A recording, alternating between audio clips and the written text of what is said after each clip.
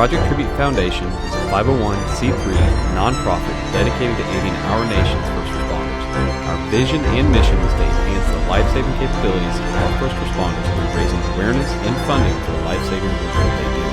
Our goal with the podcast is to be an educational avenue and a method for our heroes to express themselves.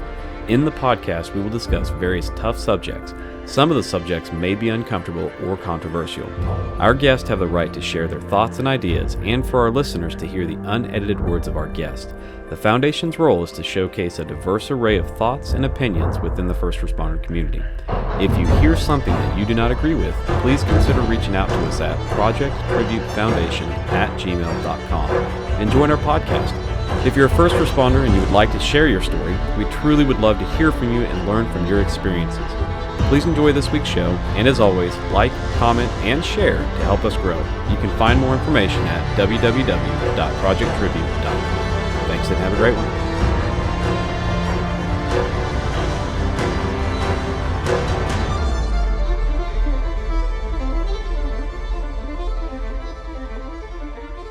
Hello again, everybody.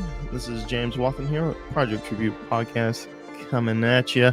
We got our very special and wonderful guest, Jacob, with us again, and today we're going to be talking about fitness and health, along with some mental health in there. So physical and mental, the dynamic duo that's very important. So going off of that, Jacob, fitness and health. Huh. Tough one. Tough one indeed. Why is fitness and health particularly hard for you as a paramedic and volunteer firefighter?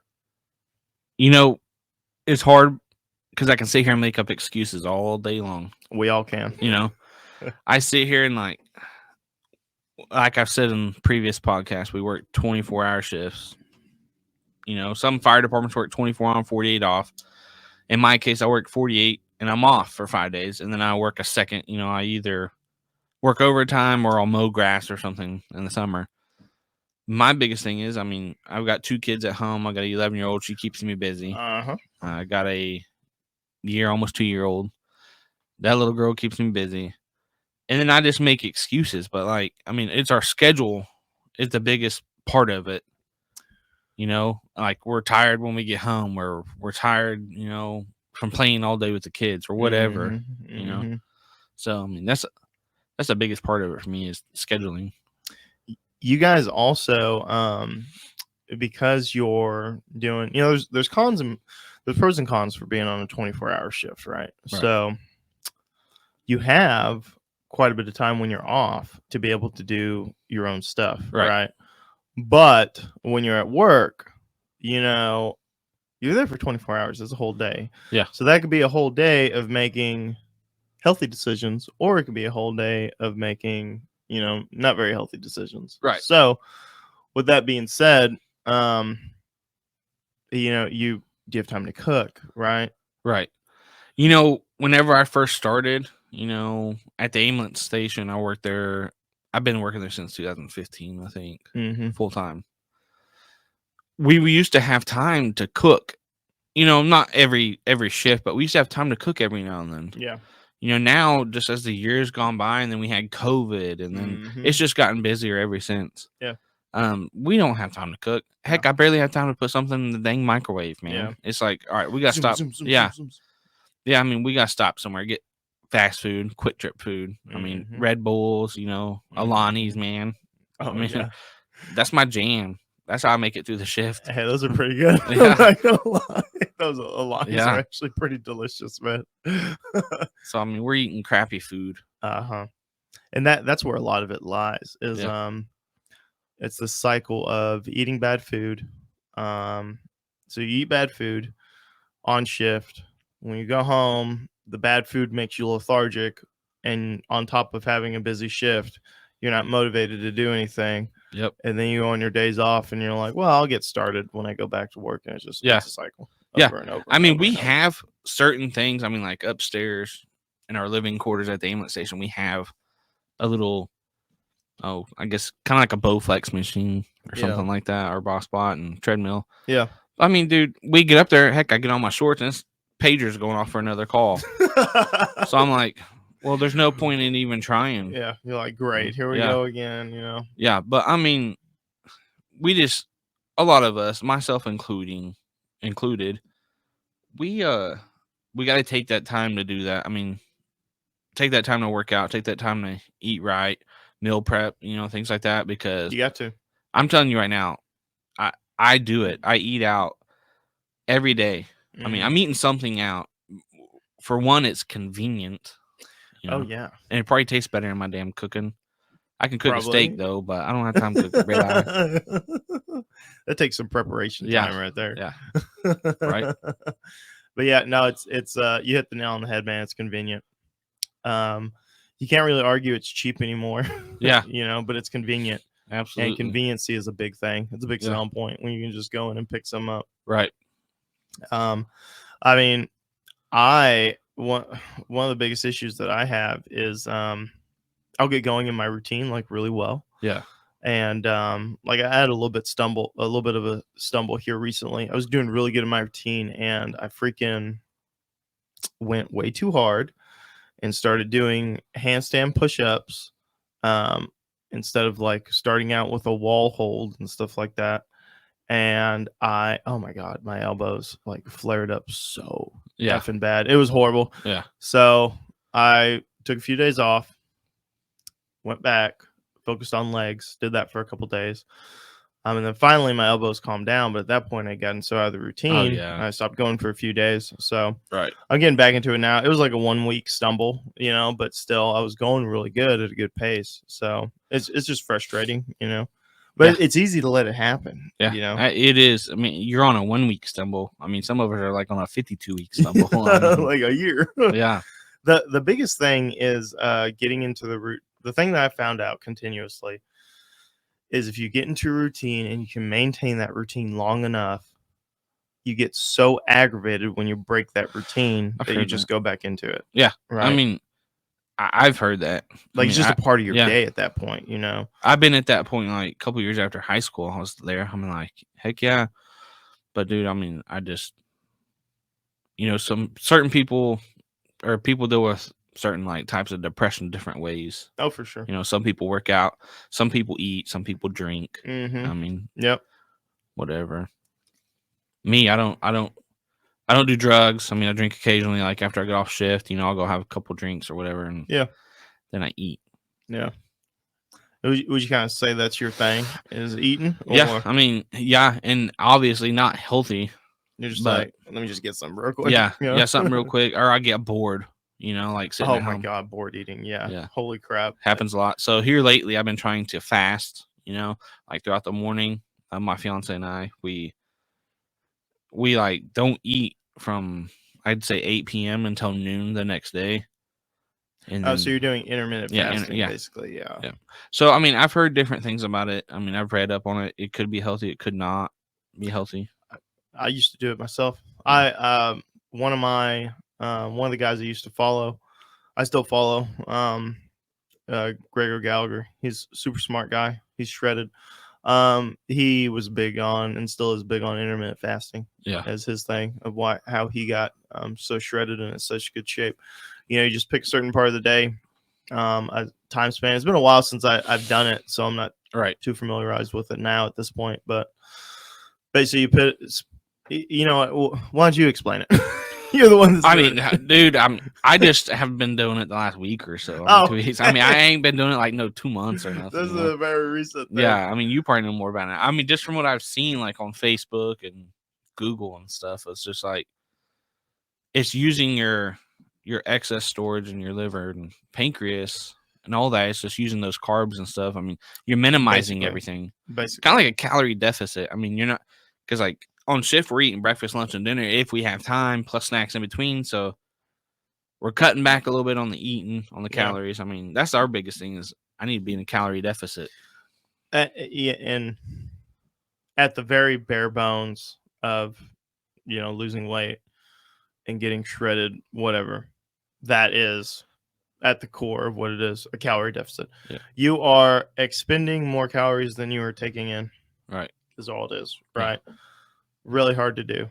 Yeah. Especially if you have, I mean, imagine somebody sitting at a desk job, right? They usually have a more manageable schedule. Yeah.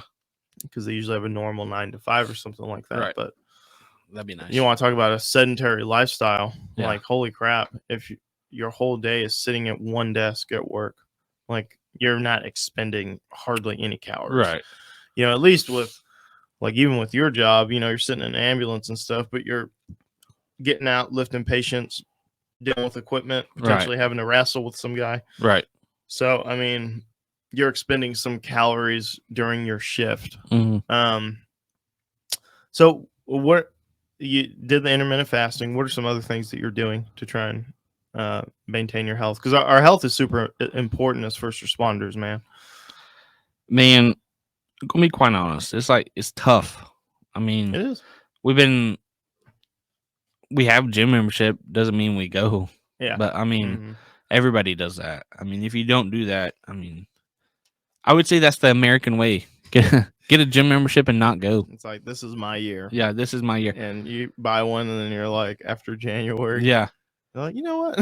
You know, I've seen something like Take a on little YouTube. while It's like, you know, I'm gonna go this year. This is my year. But you're paying that mortgage of those people. I mean, like Yeah. that's how they make their money. They're like, heck, if they don't come in, I don't have to keep the electric on. No, literally.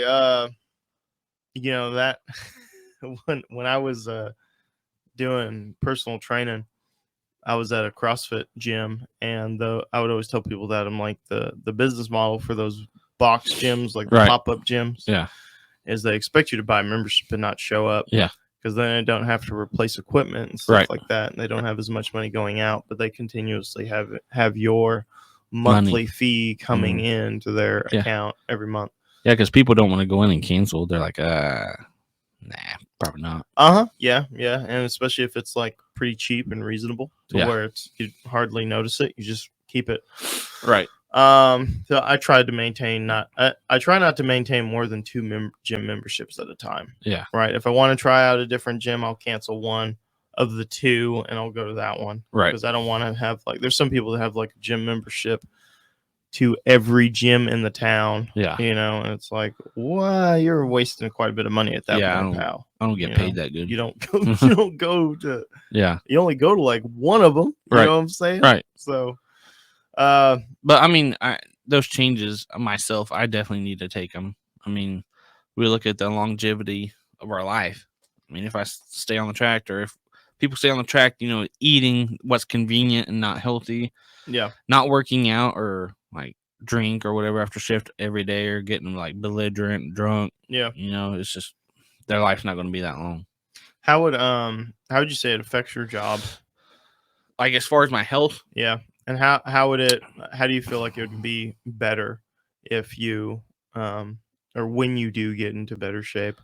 Because obviously that is going to happen, right? Because I'm here for you Yeah, too. there we go. So we're gonna be hitting the gym together, dude. I mean, I look at the things that that don't help me. I mean, for one, is like getting to certain places and like being able to treat your patients appropriately. You know, Yeah. Pulling them out of certain places, or Yeah. if volunteer fire, we go into house fires quite often. I mean, Oh yeah. we got to take that into consideration. I mean, getting in the cars that are mangled and stuff. Big time. You know, it's a lot of work. Mm-hmm. But no, I mean, if we were in good shape, I mean, it kind of makes everything easier. Yeah. You know, I mean, just even basic stuff becomes easier when you get in better shape. I know. I mean, we sometimes we have to arrest people. Yeah. And sometimes said people fight us. Right. So I mean, I say this all the time. I'm like, if you are in terrible shape, you open yourself up to having it to escalate a scenario where it doesn't need to go. Right. If you were in good shape, right? Right. Yeah. If you were in better shape, then instead of like, holy crap, I'm out of breath. This guy is gonna probably kill me. I have to shoot this guy. Right. Instead of doing that, it's like, I'm in pretty good shape. This guy's not tiring me out. He's gonna get tired way before I do. Yeah. I'm just gonna keep holding on to him until backup comes. Right. Right. So I mean, you can almost avoid having to go to a lethal force scenario or de-escalate something by being in better shape. And then Yeah. let's also just not forget command presence on its own. Right. That makes sense. You get out of a car, you show up on scene, and you don't have to look jacked, right? Right. But you look well put together. You look Yeah. like you're in shape. So somebody's going through things in their head. They're like, okay, this guy looks like a bigger guy, Mhm. right? I'm going to try and run from this guy. Yeah. Or, hey, this guy looks like he's in pretty good shape. This guy looks fast. I'm not going to run. Right. Or, this guy or gal looks like they're going to be out of breath pretty quick. Right. I'm going to try and fight this person, Mhm. right? Compared to, holy crap, this guy or gal looks squared away. They're in shape. I'm not going to mess with this person. I'm just going to go nice and calmly. Right. And those kind of things really do happen because I see, both in videos and in my professional career, like people give certain people different reactions. Yeah. Just based upon the way they look and how in shape or out of shape they are. Right. Right. Because they know they can probably get away with more stuff with Yeah. somebody that's not in good of shape as the other person, if that makes sense. So I mean, there's really no excuse, man. And then plus you just gotta do it for your health, Right. because the job can be so stressful at times. I mean, you gotta have look at COVID, right? Mhm. COVID really hit people hard that were out of shape, right? Yeah. That had prior health conditions, diabetes, heart problems, stuff Right. like that. Same thing with, our job and our mental health and stuff. If you're in better shape, if you're working out, if you're exercising, you're not eating a bunch of crap all the time, you're probably going to have a little bit more physical and mental fortitude, Right. when those forces come to attack you. So in going off of that, the mental health aspect of it, what are some calls that you've gone on that have been tough to deal with, right? Because obviously there's probably some, Right. Yeah. I mean, we being the small town we're in, we've run people we know. Oh yeah, I mean, yeah, we ran family members, we ran friends. Yeah. I mean, there's been car wrecks I ran, like, I went to high school with these kids, that is tough. It's just, I mean, alcohol could play a favor, drugs could play a favor in these situations. Yeah, I mean, you pull up on scene and you see these people laying out on the ground that you considered friends. I still do to this day. Yeah, Consider them friends. I mean, we see them laying out. It's like, dude, they look like they're dead. Yeah. I mean, so that situation replays in your head quite a bit. I Yeah. mean, things like that. But the certain car wreck I'm talking about, I mean, they're still all alive right now. Which, Good. I mean, Thank God. by the grace of God, Yeah. it worked out great. Still good friends with one of them for sure. So I mean, those things. That incident probably still replays in your head sometimes. Oh, I would yeah. imagine, yeah. Absolutely. That one and ran. I mean, we run all sorts of stuff. Our biggest thing around here is fatality wrecks. We run quite a few of them. Overdoses. I ran overdoses on people I went to school with. That's tough. They just took a wrong path. Yeah. I mean, we run car wrecks with pediatrics or kids in them. I mean, there's been those Yeah. calls, like after the call, I'm sitting here, I lay in bed, afterwards, because right after we go, I mean, normally it's in the middle of the night, we're going back to bed or something. And I sit here and I think, like, over and over again, like, why in the heck do I do this job? Like, why am I doing it? Yeah. Like, I'm turning my stuff in, Uh-huh. like, I'm just done. I can't do it. Yeah. But honestly, man, I sit there, I pray about it. I think, like, sounds kind of cliche, but I think if we didn't do it, who would? Yeah. You know? No, literally. There's not a lot of people that want to do the Yeah. job. I mean, I absolutely love what I do. I mean, because there's that every little bit of every other call or something, you could make a difference. I mean, it may not be every call because, might something circumstances or something might get in the way. Mhm. But here recently there was a call. I'm like, why in the heck? Why am I here? Like, why am I doing this job? Yeah. But like like I said, I pray about it, and I'm like, this is why. This is why I get up the next morning, go back to work, and I'm good. Yeah. Like I just gotta take that time, think about it. What are some coping mechanisms that you do to you- kind of help keep the stress level under control? They would say talking about that same exact call, talking about it to your friends. Yeah. That helps me. I'm not like a heavy drinker, but here recently, excuse me, like right after work, I like to, after shift or whatever, I like to have a drink, just a drink or two, just kind of take the edge off and Yeah. just relax at Yeah. home with the family and kids. Yeah, exactly. And as long You're as not I getting like sloppy, like yeah, nothing like that. But I like to sit there and have a drink or two at dinner or something with the family, friends, just kind of like relax, just Yeah. talk about everything and then get on with it. decompression. Yeah, Yeah. that's the thing. Yeah. Decompress. I don't have a long ride home Mhm. from my station to decompress. So Yeah. you're just like, hey, let's go grab something to eat. Let's have a drink or two. Yeah. And just chill, But it's like John has mentioned before, we're volunteer firefighters. So after that night, we carry a pager 24/7. Mhm. Volunteer. You're responding if you're available. Yeah. So it's not like I get drunk every night, Yeah. But Yeah, you guys are, especially in your volunteer position, you guys are really never off, because you're No. always, have the potential of going out to right. Handle a call out there.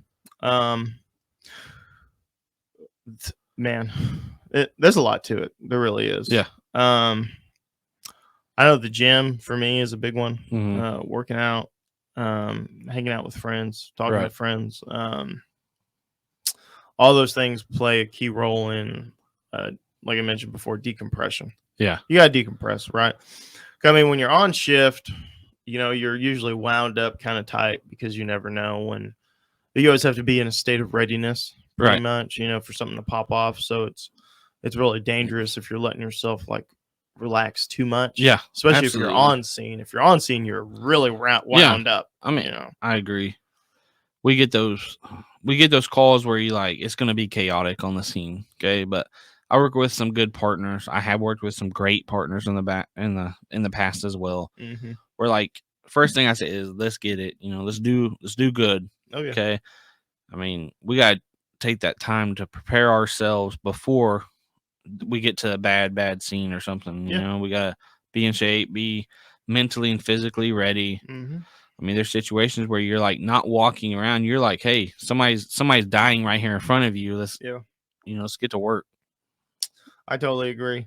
So now to kind of wrap this one up, what are some things? So if somebody's out there, and I asked John the same thing on our previous series, if there's somebody out there that wants to be a firefighter, either full-time volunteer or wants to be a paramedic, EMT, something of that nature, what would you tell that person to help them get prepared for either of those jobs or both?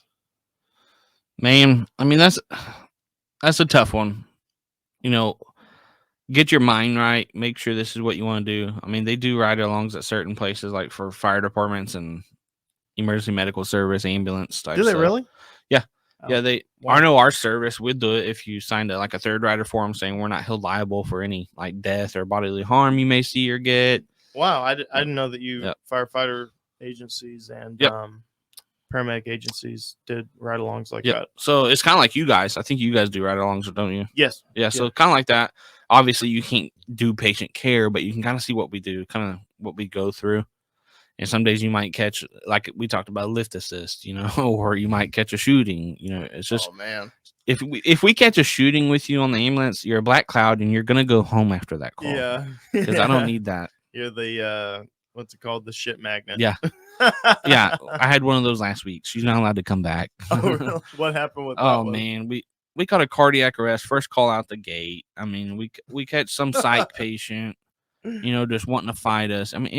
Really? Yeah, dude, it was nuts. Oh my goodness. That's gracious. like ambulance 141, can you go ahead and start law enforcement our way? Yeah. You Got know, some naked guy running around. yeah, we'll turn that over to you. Yeah. Show us Like, back oh boy. tonight.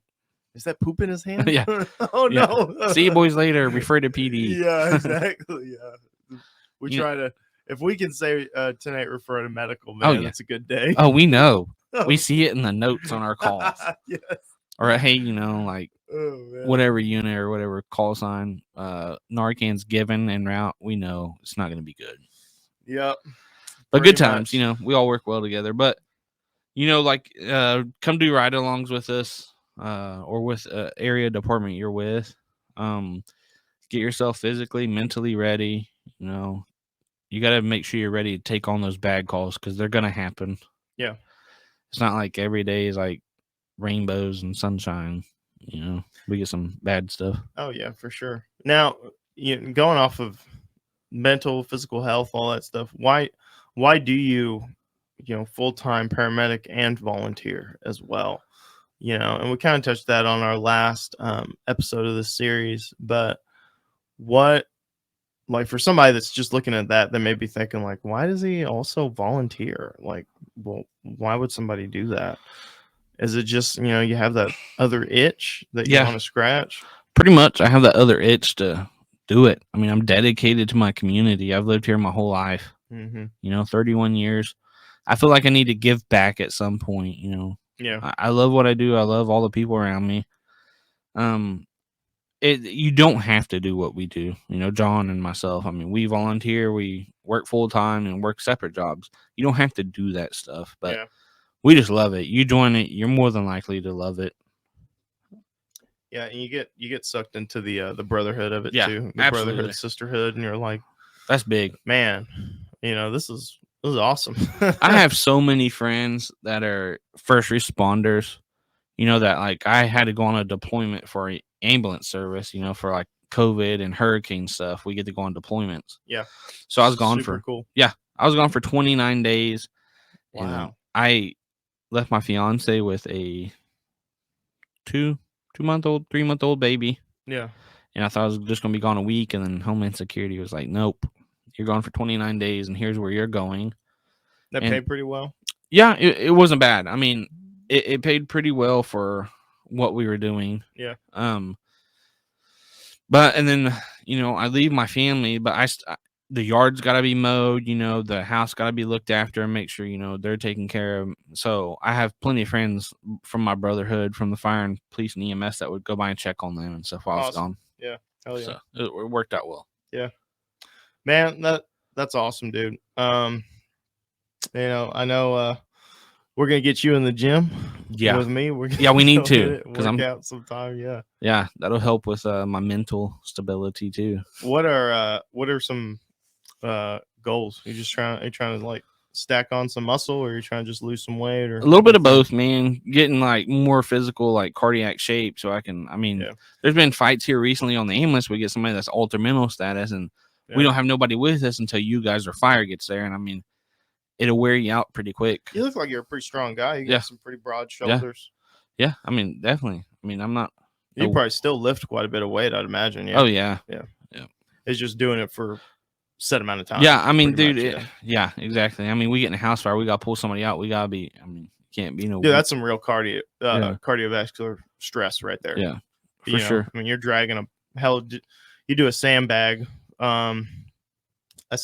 body drag. Yeah. For like 120-pound bag. Yeah, Like a adult female, Yeah. right? And well, shit, like a small adult female. yeah, And you drag that for 10 feet, and you're like, yeah, dude. It is a It's lot. crazy. I mean, you talk Yep. about lifting like a 180-pound guy, Yeah. or something like that. Get Dude. out of here. Like it's It's tough. rough. Yeah. We've been in those situations, in a car wreck, you got to pull them out if the car's on fire and get them out pretty quick. Yeah. Yeah. So, And trying to do stuff rapidly Yeah. and in a safe manner Yeah. is super stressful. high stress Yeah. environment. And that can really stress your cardiovascular system. Yeah. Anyway, brother, man, great talk. Great way to end the series. I'm excited to have you back on here soon. Yeah, absolutely. Try to get you and John on one, like I said earlier. We'll get some more videos going with you guys. I think it'd be awesome. Man, I'm game for it. All right, brother. Well, hey guys, thank y'all for listening to the Project Tribute podcast. I'm your host James, and we're signing off with my special guest, Jacob. All right. You guys have a fantastic day, and thanks for listening again. Don't forget to like, follow, and share.